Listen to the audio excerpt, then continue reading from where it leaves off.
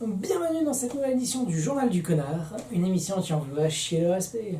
Dans l'actualité aujourd'hui, l'été bat en plein, le bronzage est de mise, l'ex-chanteuse d'Atomic Kitten, Kei Katona, officiellement âgée de 38 ans mais ravagée au-delà de 60, aurait été aperçue bronzant topless sur une plage, relançant le débat sur cette pratique.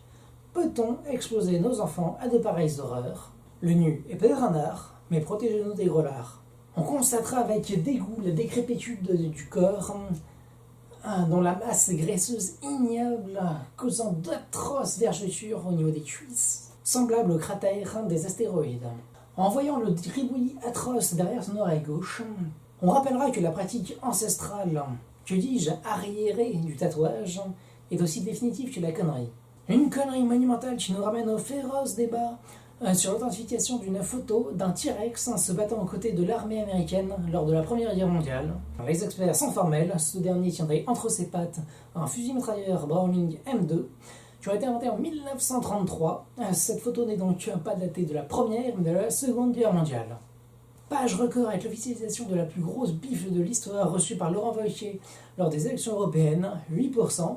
Une belle droite mais qui n'a rien à envier à la gauche qui a fait 6%. On dira donc zéro partout, la balle au centre de la Terre, au centre de la Terre des vers. En ce moment, celui qui les mange, c'est Franco Zeffirelli, un réalisateur italien qui a surtout officialisé dans les années 60 à 80. Plus grand monde ne le connaissait, ces films n'ont que peu marqué l'histoire.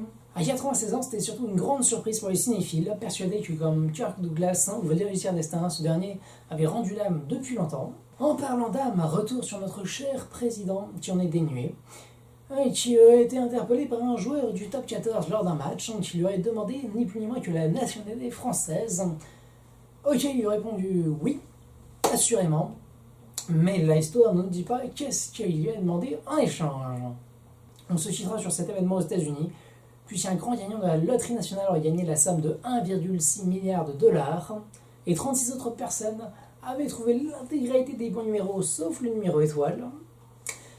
Et donc, un petit numéro près, ils sont passés de 1,6 milliard à 80 000 dollars, qui est probablement une somme qu'ils engloutiront dans les prochains mois à cause de dépression, psychologue et probablement divorce, puisque qui voudrait une grosse merde qui se lamente sur son sort? Bien sûr, surtout pas les femmes cupides. C'était le Journal du Connard, bonne soirée à tous.